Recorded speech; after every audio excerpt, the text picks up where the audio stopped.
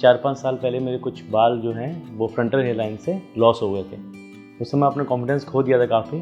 फिर मैंने new root के बारे में सुना और काफ़ी ज़्यादा मैंने यूट्यूब में सर्च किया तो मुझे न्यू रूट के बारे में पता लगा। तो मैं कोलकाता में जो ब्रांच है उसको चूज़ किया। I am feeling good.